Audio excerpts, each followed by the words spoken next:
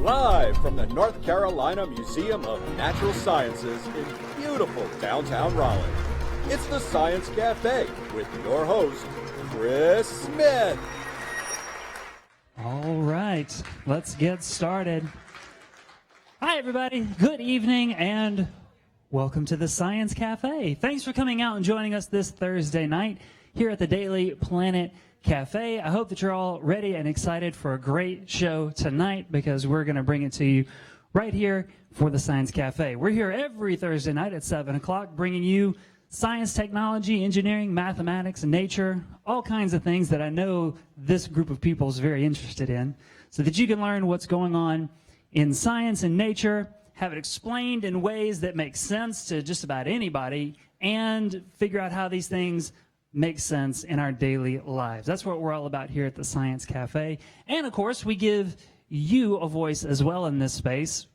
Katie and I were chatting that the Science Cafe really is a great venue for our experts to get up, share their knowledge, their passion, their expertise, but we also have a nice long section of audience question and answers so that we can create dialogue, discussion, and figure out what's in your brain that our speakers can take back as well. So everybody gets a little something to take home at the end of the night. So I'm glad that you're all here. This is a great crowd for tonight's topic, a little bit of climate change. Who's heard of it? I hope that's everybody. Yeah, right. And here in North Carolina, we're already seeing effects of global climate change. We're seeing the impact of more carbon dioxide in the atmosphere put there by us, right? We know this is what's going on. Recent numbers said 100% of research scientists agree climate change is a thing and that it was caused by human activities. So we know that there's a problem. We're seeing the impacts here even in North Carolina, right? Extreme weather, sea level rise, species moving around, migration patterns disturbed.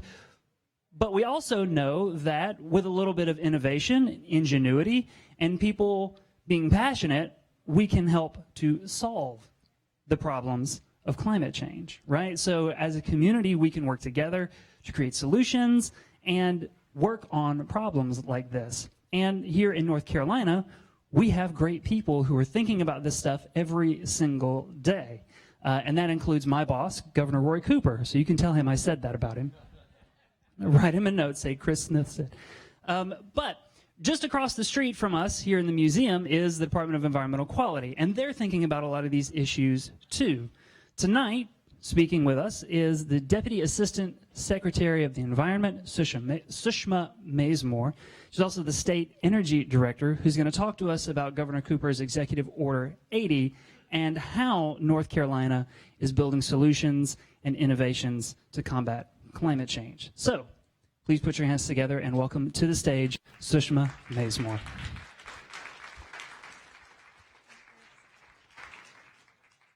Thanks, Chris.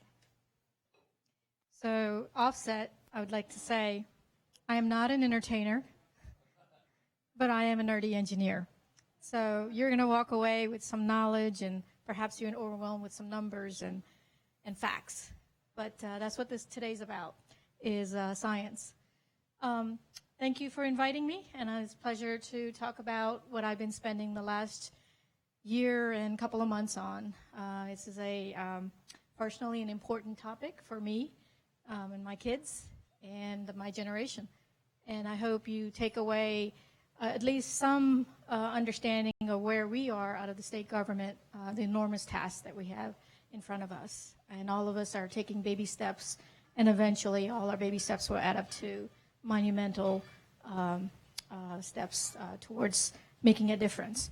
So I'm going to go through a very quick overview of what we've been up to since this executive order was released.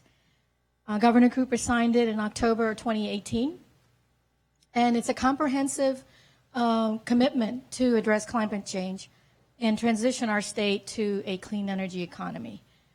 It's a recognition that climate change is occurring and that it's affecting our people, our health, our environment, our built infrastructure, and most of all, our way of life. And to do something about it, it recognizes that we must all take a part in its solution. and it calls for us to be innovative, creative, and look for solutions. Part of that solution lies in our ability to come off of fossil fuel, decarbonize our use of electrical generating and transportation fuels. And so recognizing that the transition to a clean energy economy is good for the environment, good for the people, good for jobs, and it creates a cleaner, safer space for us. So it became one of our more immediate mitigation strategies under Executive Order 80. And so what you're going to hear a lot about is what we've been up to for the last year in that spirit of coming up with clean energy solutions. Another component of the Executive Order 80 is recognizing that there are some impacts and effects we're not going to be able to overcome. And so we need to be smart in how we prepare and plan for the impacts of the future.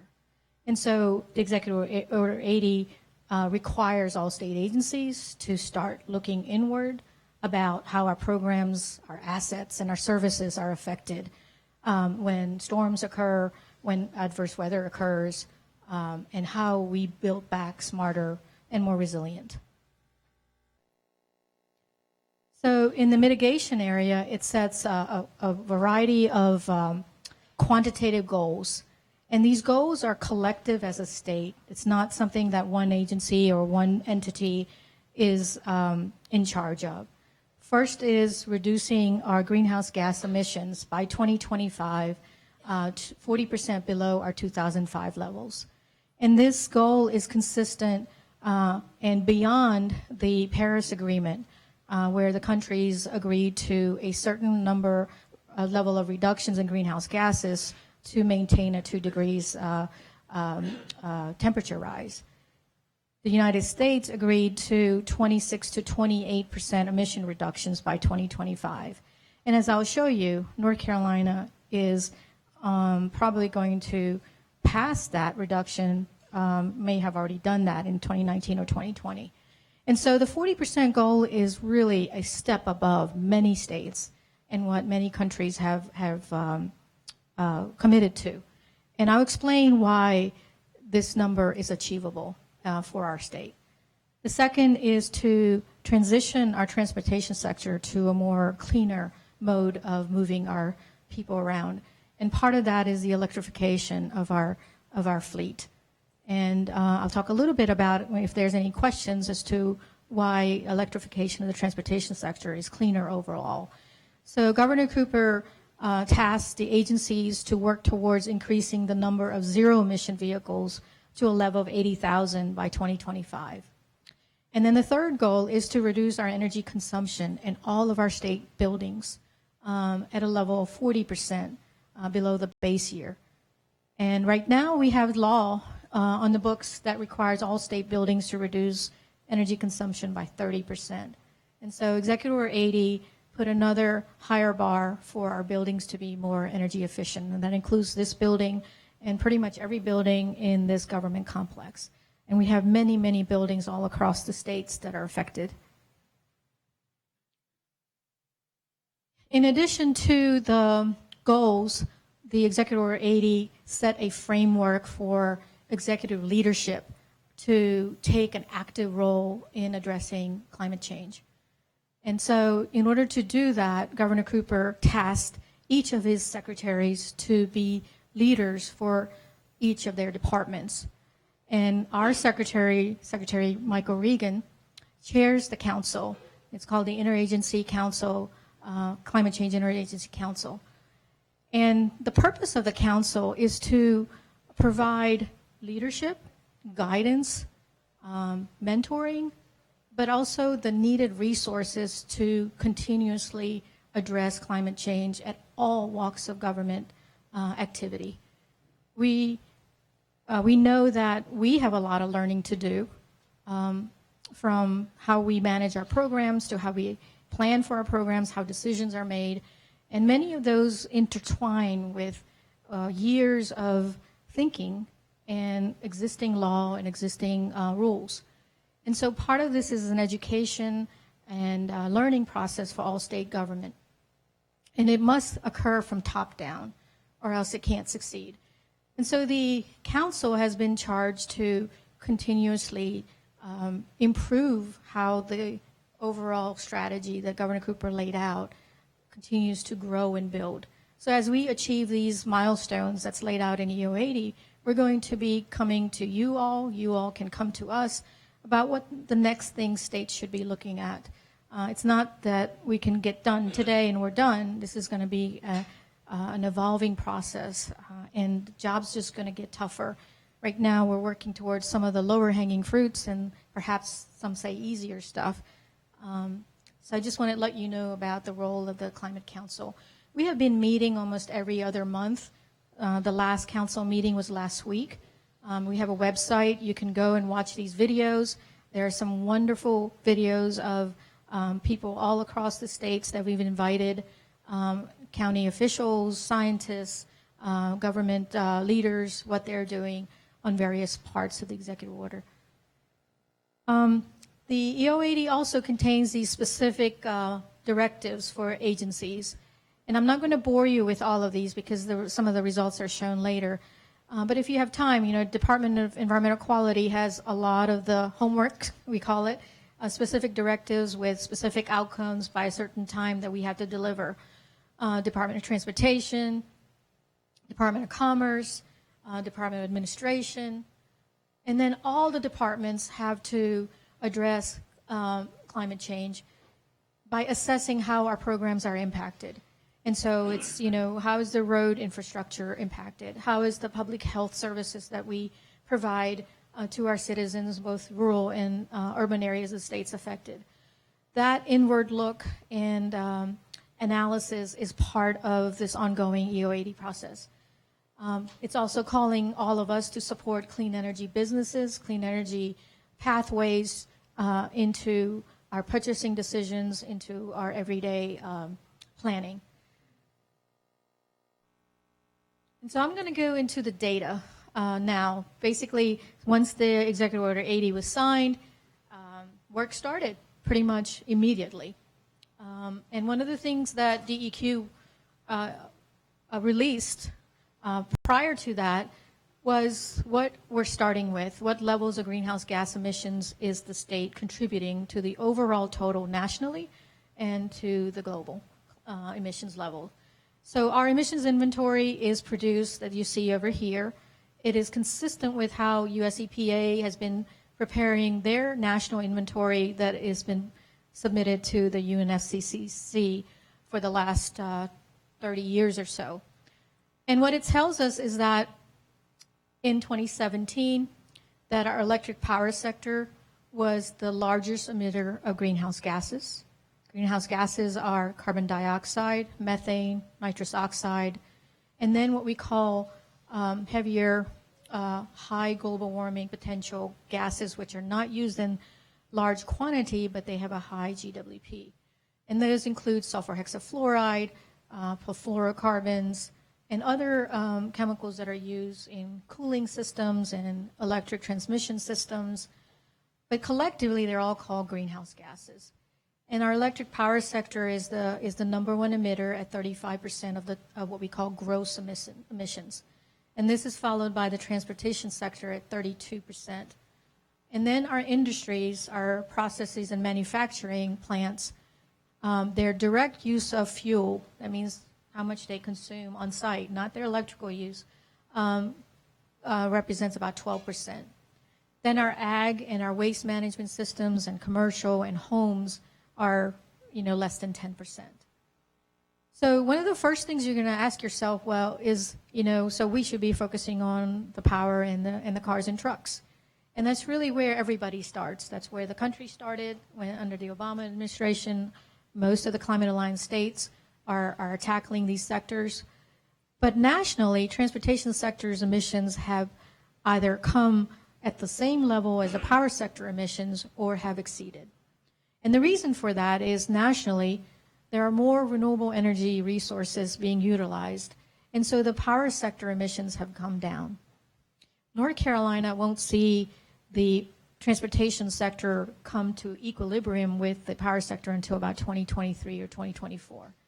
So, where we get our lights turned on and how we generate our power is a fundamental starting point for addressing emissions. Another key thing on the chart here is that relative to 2005, which is the base year that globally has been used to compare how much we reduce to maintain less than 1.5 degree temperature rise, that 2005 is the base year, and we calculated that our emissions in this state have gone down about 24% already, which is good. And I'll talk about what led to these changes, but if you were interested. But what this says is that we're pretty close to meeting the Paris Agreement, if you count our contributions. But going down the road, if we do nothing, we can get to 32%. And remember I said the governor's executive order calls us for 40% by 2025. And eventually the scientists are saying we need to get to no emissions of carbon dioxide and greenhouse gases. And so 2025 is one short-term goal that was put, and then I'll talk about the next goal we set in the Clean Energy Plan. So one of the directives to DEQ was prepare a clean energy plan. Our department embarked on a whole year, 9 months, 10 months, stakeholder-driven process. We had hundreds of people contribute towards our vision of an energy future. That vision was, where do we want to be as a state? Where do we want our power to come from? What's working? What are the barriers? How do we protect the disadvantaged low-income communities that are often left behind from transitions like this and or burdened with higher energy costs? There are also fundamental regulatory and policy changes that must occur in order for the fostering of clean energy resources. So we had all these discussions with facilitated dialogue. We had some agreements. We had some disagreements. But at the end of the day, we all agreed on very common principles. And of the 500 folks that we surveyed, the number one value to maintain in the future electric system identified, whether from across the state, was carbon reductions and environmental protection. And number 2, 3, 4 varied between affordability, equity, and reliability. So we want to protect our environment. We want to reduce our emissions. We want our costs to be affordable. We want our power to be reliable, because our electricity, is the engine of our economy. And we all know what it's like not to have power, right? Lights don't come on, it's cold, it's hot. None of us like to be uncomfortable. So with all of these values, how do we move forward without sacrificing one thing over the other? And our Clean Energy Plan tries to balance that and puts us on a roadmap. It's not a perfect thing, but it's a start.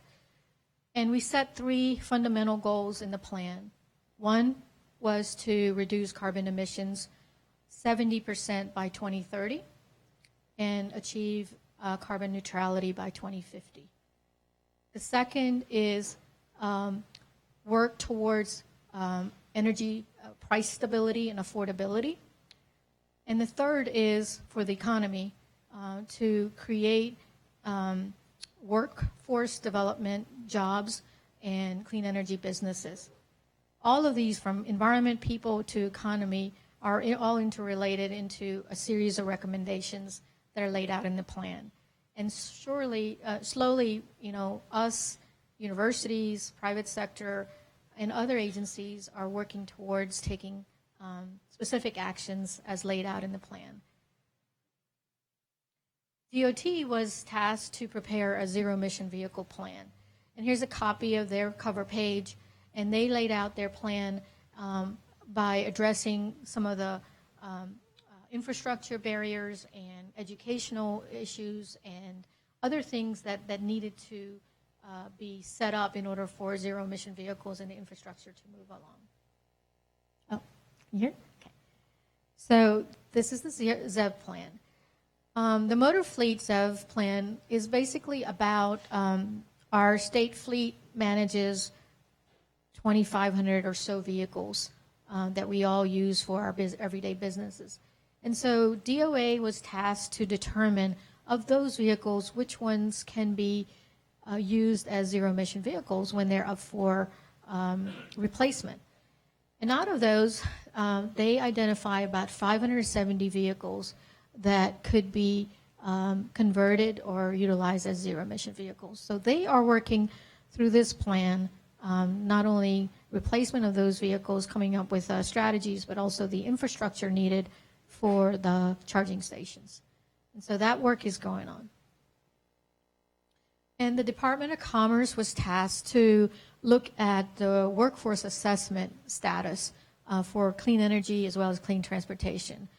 And I'd encourage you to take a look at their historical analysis of how many clean energy jobs are in the state for the last several years, and they break it down by different sectors, and then what their projections are going into the future, and where the gaps are to transition the workforce as we transition from fossil fuel to cleaner resources. And so this assessment has been a valuable tool for planners and regulators. And then the last part of Executive Order 80 is, I talked to you about, is how do we prepare for the future when we can't mitigate its impacts and reduce the emissions. And so part of the EO 80 mandate is for all of us as state agencies, cabinet agencies, to prepare a risk assessment and resiliency plan, and to put DEQ in charge of coordinating and managing this work. And so I'm going to give you a quick update on where that is. All the other plans are done, they're released, they're in the implementation stage. You can go to our website and, you know, have fun reading it. This plan is still under works. It is, the phase 1 part of it is being released in March, April of this year. So first of all, what we wanted to know was, what is the science telling us in North Carolina? The reason for needing this information is the current science assessments is done at the national level under the National Climate Assessment. Congress passed a law years ago requiring all federal agencies to participate in a global climate change research program where they, every few years, they evaluate the science and the impacts. And the last fourth assessment came out in 2018. And that fourth assessment also downscaled it to the southeast area. And there was a report for every state, but it was not downscaled to our region like we would need in order for government agencies and local governments to plan for the future. So the Institute for Climate Studies at NC State volunteered their time and their scientists' expertise, and they were also the authors of the national report. So these are some of the best in the nation that stepped up to help the state of North Carolina. And they produced this report. It's in final draft stage. Last week at the Climate Council meeting, their scientists presented their findings. And I have a web link here. I'd encourage you to listen to that 1-hour presentation of their key findings. It's very informative. But the report was prepared with assistance from a panel of experts from all across our universities. And there were federal partners, and then there were other research partners that were brought in on topic-specific level. So we're expecting the final to be released and given to the governor in February. This report is a completely independent product. The state agencies did not have a role in the messaging or the output.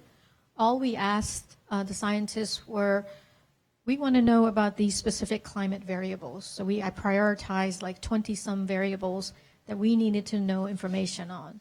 So examples like what the average temperature, daily highs and daily lows are, what the nighttime average temperatures are, what sea level rise historically and projected are. So there are a variety of variables that I think you may find useful. And here is their main finding, which is more general, but it tells a lot. It says, for North Carolina, large changes in our climate, much larger than at any time in our history, are very likely. And the word very likely is statistically identified as 90 to 100% probability of occurring by the end of this century, under both what we call a low emission scenario and a high emission scenario. The high emission scenario is business as usual. Everybody, every state, every country in the world does nothing and just continues on the path we're at. And so the high scenario doesn't mean low probability occurring. That means it's the likely probability occurring if we don't curb our emissions. And so these findings are not surprising, but they're consistent. The variables that I mentioned are showing up in the bottom of the slide. Another key finding that they reported on, and I'm not presenting any of the data, that's all in that hour-long wonderful presentation Dr. Kunkel did.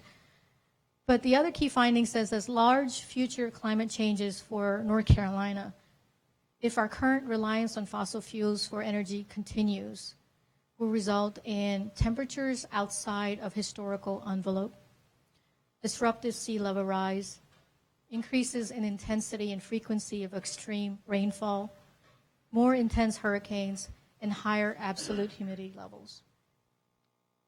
And I've given you the link to where the presentation is. And as soon as the report is released, right now it's going through an external peer review. And part of the review process follows the federal government's traceability and accountability and document integrity. So this report is not slapped together. It's at the same highest level as the National Climate Assessment.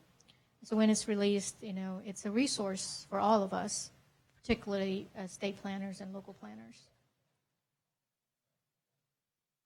So how do we go about writing a comprehensive statewide resilience plan?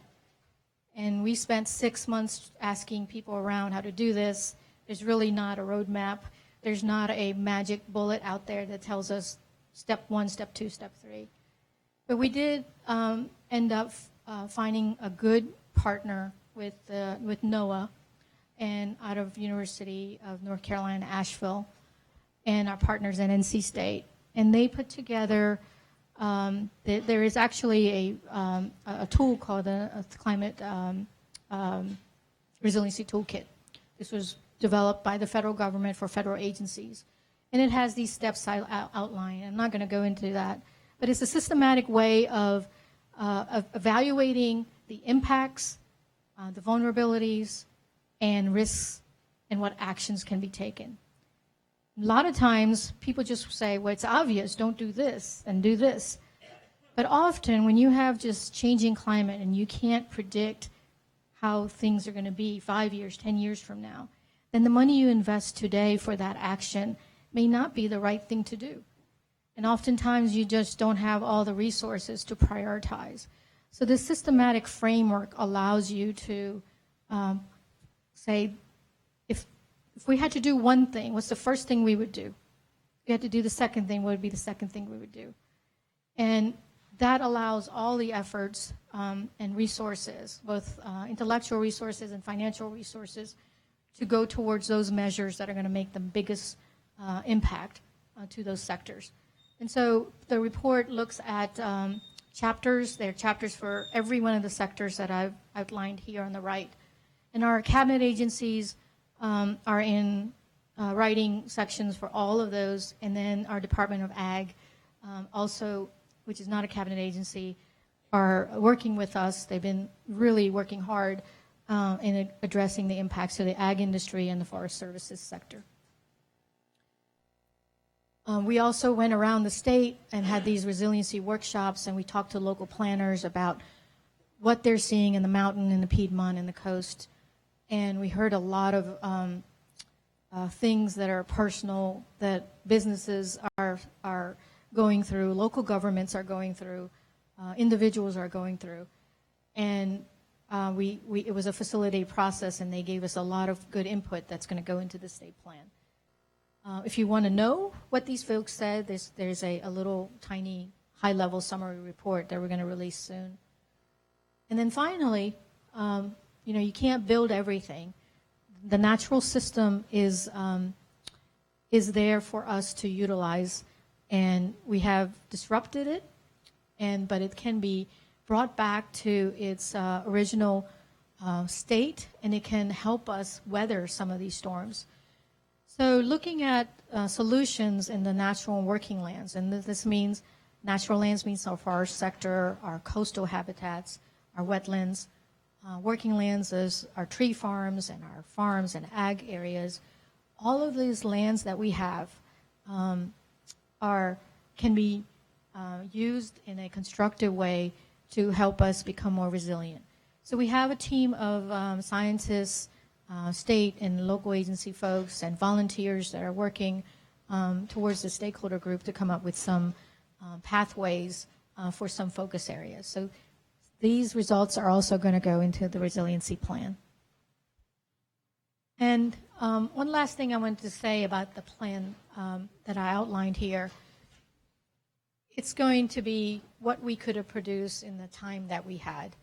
And so we're laying the structure for the state to create a strategy towards a sustained resilient outcome. And so we would like to have all the state agencies work towards a phase 2 report that does deeper dives, that looks at flood maps, and that looks at evacuation routes and energy systems, and does not a qualitative assessment, but more of a quantitative assessment towards building more resiliency. And then the phase 3 thinking is that right now federal agencies require every state to have a hazard mitigation plan, and which is really the structure that's used for during a disaster to bring federal relief dollars to states, that we incorporate these resiliency strategies into the hazard mitigation plan. Some states are doing that. It's not an easy thing to do, but we're exploring that option with our sister agencies. So that's where the work is going on right now. I just given you sort of like a flavor of all the multiple people that are working on it. So I'm happy to answer any questions. I hope you found this useful. Let's give Sushma a round of applause. Thank you very much. So, yes, now we will turn it into Q&A. We do have a lot of folks here, so I anticipate that there will be a lot of questions. So we will try to move the mics around as much as we can. That being said, questions, not paragraphs. Help Katie and I out tonight with that, all right? Just so that we can make sure we get to as many people as possible. Okay. First one right there. And we'll bring a microphone to you. Please don't yell out, because I want everyone in the room, including the people all the way in the back, to be able to hear. Thank you. First, thank you. Data, ideas rather than skepticism, and do we have to defend what's going on? No, just let's dive in and start looking at it. 2 quick questions. How do you plan to increase the use of zero-emission vehicles to 80,000? And what caused that 23% drop in North Carolina from 2005 to 2017? Since I'm an environmentalist and an engineer and an energy planner, I can answer the second question much easier than I can the first one. For the first question, the Department of Transportation is implementing a variety of strategies. Part of that is looking at their short-term and the long-term transportation planning methods. And a lot of groups are helping them. They have some consultants that are helping. But part of it is what we did for the Clean Energy Plan is evaluating how these different measures result in reductions in emissions. And so when you look at different modes of transportation, whether it's mass transit or VMT reductions through alternative mechanisms, different fuel types, you got to equate that into emission reductions. So some groups are helping, and DOT is looking into that. But to get to your direct question, it's going to require infrastructure change. It's going to require corridor mapping.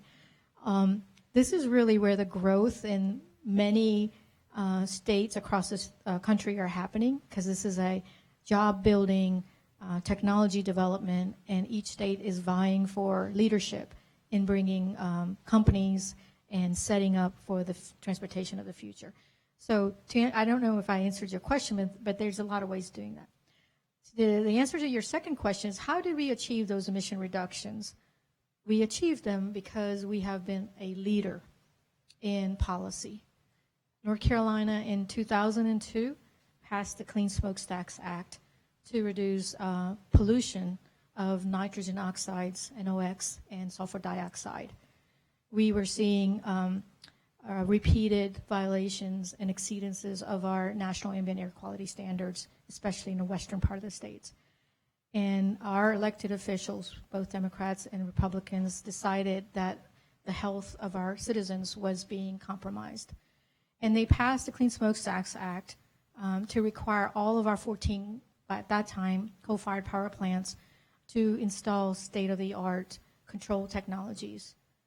And what they did was, from 2002, when the law was passed, by 2007, when the first milestone was, almost every power plant had selective catalytic reduction technologies in it, so NOx reductions just tanked. But part of that, carbon dioxide also went down, because what the utilities did was they shut down their inefficient fleet, and they converted to natural gas or operated them more efficiently. And so that's where one of the reductions came. The second came from the Renewable Energy Portfolio Standard, the REPS program, which required the state to, it was a law that requires a certain portion of our electricity sales from the utilities to come from renewable resources. And so that transitioned us to clean energy. And the third and most important is federal engine standards and federal cars, what we call corporate average fuel economy standards that made our cars, 20 years ago, our cars were not 30, 40 miles per hour, miles per gallon efficient, and that's where it led. Wave at me. Where are you at? Want to bring you a mic. One there, one there. One there. Go for it. Okay. Two quick questions. Are the slides going to be on the website, or did I waste a lot of time not taking pictures? We can get you links. So this full presentation, including what I'm saying right now, is on the museum's YouTube channel and a livestream.com account. Okay. Livestream.com/natural sciences or youtube.com/NC natural sciences. And the other quick question is, I speak to business groups about climate change. They are, for the most part, are not as engaged on the same level that people here are. So one of the questions I've got is that you said earlier 100% of the science community is now saying that global warming is real. I've never gotten a question. Oh my gosh. Okay. So what's your basis for saying that? Yeah, a research study published about 3 months ago found that in the first 7 months of 2019, over 11,000 research articles, 100% of those research scientists agreed that climate change was real and human-caused. It's like the fourth line on the Wikipedia page for climate change now. Be happy to find the specific citation for you. Yes. Also, if you have any specific questions, you can email me and I can try to find answers that aren't on our recordings or whatever. I'm Katie. I would like to reach me later. an answer to the gentleman's question regarding businesses. Two things. Businesses know that this is affecting their bottom line and they're at risk. And even if they don't know it, their investors are requiring them to disclose that risk. And now if you just search Moody's, search any of the 4 top investment organizations globally that manage 90% of the wealth, and they require all of their businesses to disclose climate risks. And so it's part of the dialogue. Now, whether all of them are doing something about it, there is a financial recognition that it's affecting their operations. Local governments are now being cited with the same risks also. Moody's is requiring local governments to have resiliency plans in order to maintain their bond ratings.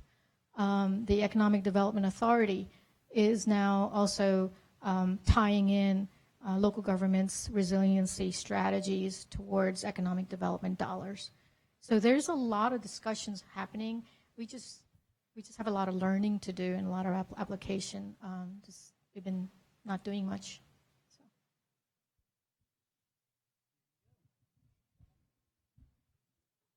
At the climate change rise rate now, how much CO2 will be in the air by 2025?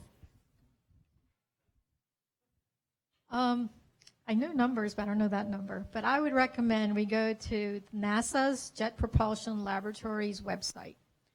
Okay? And part of what they do, I'm sorry.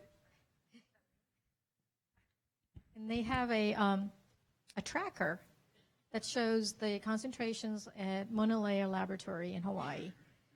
And so I'd encourage you, as a child, take a look at that. Another site, I think NOAA has also similar global averages that they're tracking. We did a presentation. We had some scientists come to the Climate Council about a year ago, and they did a presentation, and that presentation contains some charts. And so I don't want to misspeak and give you a wrong number, but the real scientists that measure and calculate that data is all over IPCC's website, our own Global Climate Change Program's website. I had two questions. One, is there any budget specifically associated with Executive Order 80? The second one is, somewhere in a paper I saw that the federal government was divvying out electric school buses to different states. I was wondering if North Carolina was going to get any of them. I don't know the answer to the second. Maybe we need to talk to our DOT or DPI folks. But to answer your first question, we are doing this because we believe in it, and we're putting a lot of extra time on our own. But we have integrated this thinking into our everyday state work. So we couldn't have done it without the partners. There's a lot of outside expertise that has been offered to the state. One thing that has happened as a result of this work is we've become now a go-to place for other states. Just today, I was asked of how we prepared 2 of our plans so that other states could follow a similar example. We're holding a call with Virginia on how we developed our emissions inventory. So it's been, I think, for a good cause. There's not direct funding, at least for DEQ, but we are absorbing it as best as we can and putting the time needed to do a good job. Okay, here in Raleigh, some of the buses, the newer ones, are running on natural gas that's been compressed. What do you think about that? Because I see no exhaust coming out of there, that we're in. And I was wondering what you think of that for the environment. You think that's going to help to not pollute the environment? What's your opinion? I want to make sure I understood the question right. Natural gas buses that run on compressed natural gas? Yeah, compressed natural gas. It says it on top of the bus that has a thing on top of it, and it says compressed natural gas. Right. So natural gas combustion is more efficient than petroleum or diesel fuel. So it's cleaner in terms of the criteria, what we call criteria pollutants, those that are related to your public health, asthma and respiratory illnesses. So when you burn natural gas, it's fairly efficient. What happens when you burn natural gas is the byproduct is either carbon monoxide or carbon dioxide. So you still create a greenhouse gas, but it is much, much less in terms of its... That's what I was thinking. Right. Appreciate it.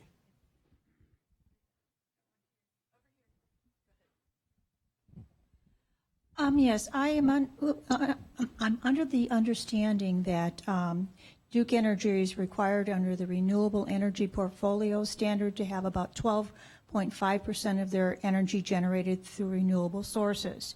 Is there anything being done to get Duke to increase that percentage to maybe like 20% so that the amount of electricity generated from renewables increases substantially? Yes, we discussed that and addressed that in the Clean Energy Plan. So the percent target, 12.5%, is a target by 2021. Since then, in 2017, a new law was passed. It was called House Bill 589. I think the title was Competitive Energy Solutions Act of North Carolina. And it was really the next progression above and beyond the reps.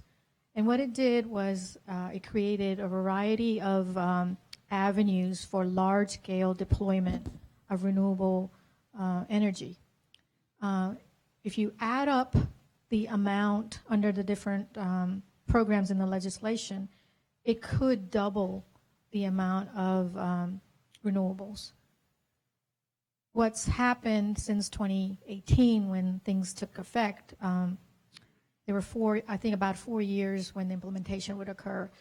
We could probably, some estimates are that instead of 12.5, we could get to 18 to 19% renewables by 2023, 2024. But what's happening is there's a lot of ups and downs in how the law is being implemented and whether it's really resulting in the projects anticipated. And part of that is complex. It has to do with the current regulatory structure in the model. Our utilities are, this is the way things were 100 years ago. Our utilities are incentivized by building capital equipment. So in order for them to continue making profit, as required for any businesses, they have to build power plants or they have to build infrastructure. And part of also related to that is the usage, kilowatt hours consumed. And so in a world when consumption is not going up, it's relatively flat. If you look at our Clean Energy Plan, because there's so much energy efficiency going on and people are generating their own power, the utilities are seeing stagnant growth. And so in order for these independent operators to continue, and this is not just North Carolina, it's happening all over the country. It's not that demand is going up and they can keep making profit. So states are looking at alternative mechanisms for incentivizing the utility business structure. And one of that is decouple the build out of infrastructure and incentivize their profit on the goods and services and the value they deliver to the public. That's in public's good. And so you may say, I would like to achieve 30% renewables by X year. And that's a question everybody's asking, and so is the utility. Duke Energy has announced the same carbon neutrality goal by 2050. So they want to get to the same stage as the state wants to. But they can't do it in the current paradigm. So the regulatory, what we call regulatory tools and incentives model needs to be changed. And there are different ways of doing that, and part of what we're doing now is learning off of other states and having those difficult conversations. And that's happening with stakeholders, that's happening with utilities, that's happening with regulators. And then eventually, I think we're going to do some trial and error and see what works if there's a will. With with regards to encouraging the use of zero-emission vehicles, has DEQ or DOT or the Climate Council taken a position on surcharges on the registration fees for all electric vehicles? DEQ has not. I don't know if DOT has.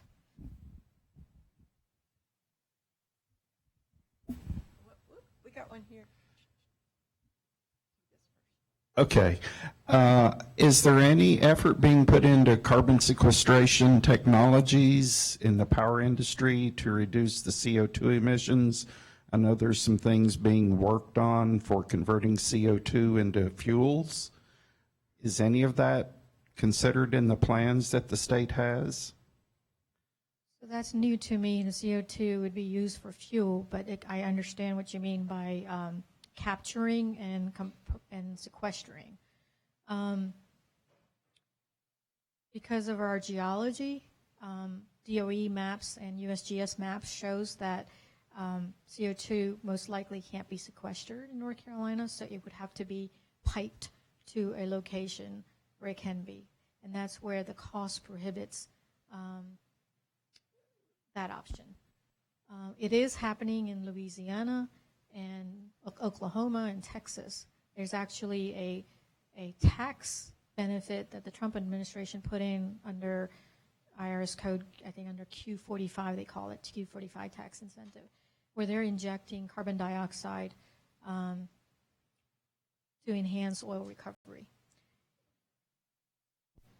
Another key point is while the country as a whole is being decarbonized, I think on average, we have a lot of wind going on in western and Texas and middle part of our state, of our country.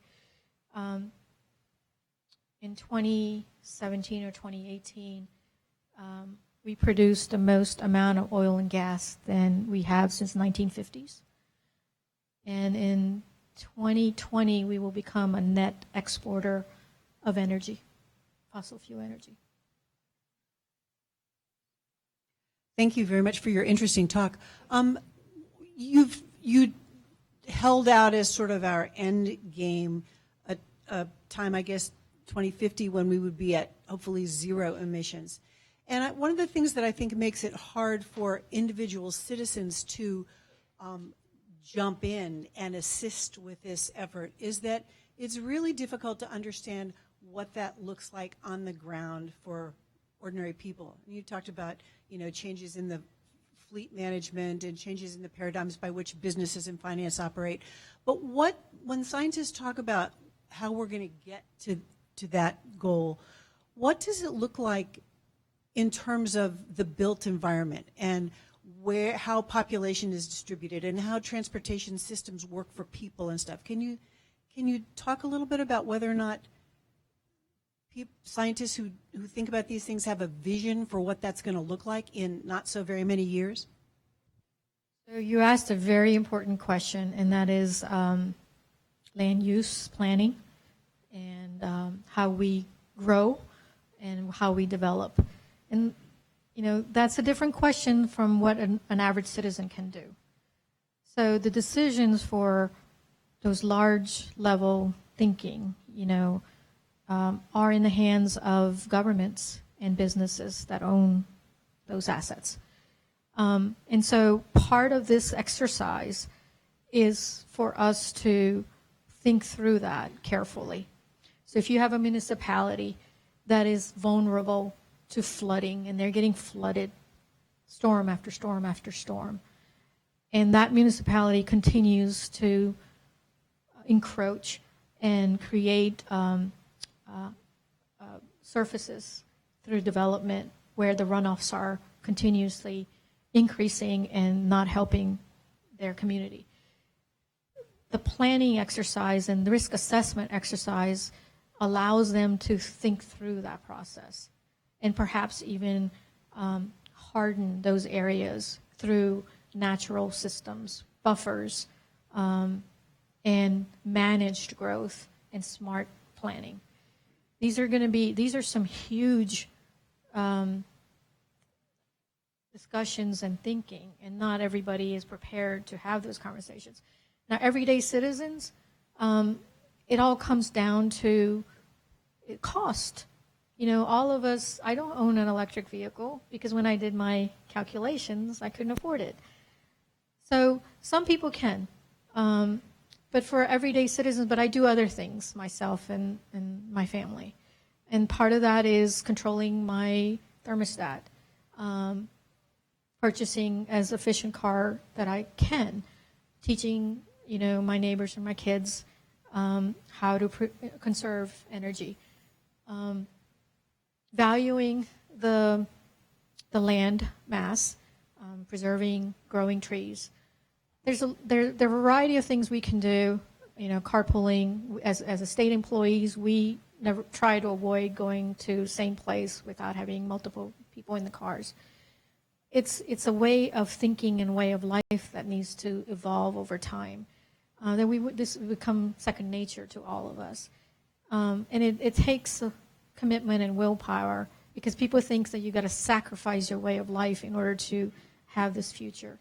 And the kids are much smarter than we are.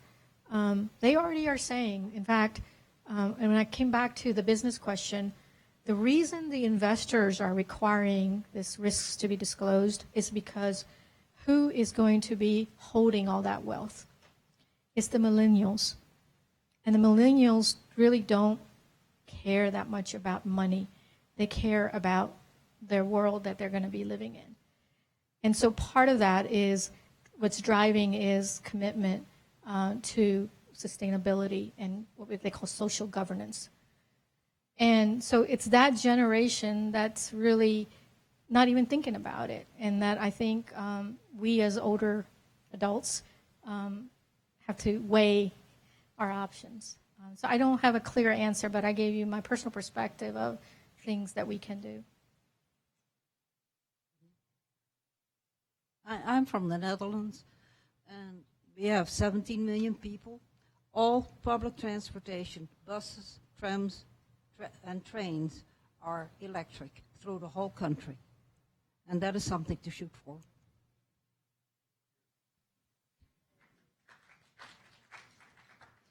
All right, I think I got time for one more, and I see one hand up, so that works out very nicely. What will be the part of atomic energy in all of this as we move forward, as old reactors come offline and they are not replaced, that are producing a lot of electricity right now? Excellent question. So about a month ago, there was a lot of questions, and a lot of people were wondering whether the nuclear fleet was going to be allowed to get an up to 80-year extension. And the Federal Energy Regulatory Commission about a month or two ago, did approve one of the plants, nuclear power plants, to get to the 80-year cycle. Right now, the limit has been 60 years. So in the Clean Energy Plan, there's a chapter on our nuclear fleet, and we have a schedule that all of our fleet pretty much reaches that 60-year time horizon in the early 2030s. And I heard one of the Duke Energy officials indicate that they do plan on requesting the 80-year license extension. But North Carolina is number 5th in the nation of producing the most nuclear energy. And we rely heavily on that zero-emitting source. It's a difficult question that someone on this stage is going to be answering 10 years from now. Let's give our guest one more round of applause. Thank you very much. And hey, thanks to all of you for coming out to the Science Cafe tonight. I hope you got something cool to take home to think about on your drive home and in the coming days. I want to let you know about some exciting stuff happening here at the museum. So if you enjoyed the Science Cafe tonight, we're here every Thursday at 7 o'clock. If you want to know what topics are coming up for the next month, leave us your email on the survey forms that are scattered around the room. We'll add you to the list. That way you know what's coming up, just like we do. Next Thursday night, though, is the first Thursday night of the month, which means Science Trivia Night. Bring your team, compete for prizes and bragging rights. That's going to be a lot of fun. As far as I can tell, Quizmaster Paul Brinkman is going to be back in the house after a hiatus. So get ready for Science Trivia next Thursday. But in the meantime, come back and visit us Sunday at noon out on Bicentennial Plaza for Groundhog Day. Yours truly will be in a fabulous tuxedo with a groundhog for the shadow ceremony that happens at noon right outside the front door of the museum on Bicentennial Plaza. And I hope we'll see you all again real soon. Good night, everybody.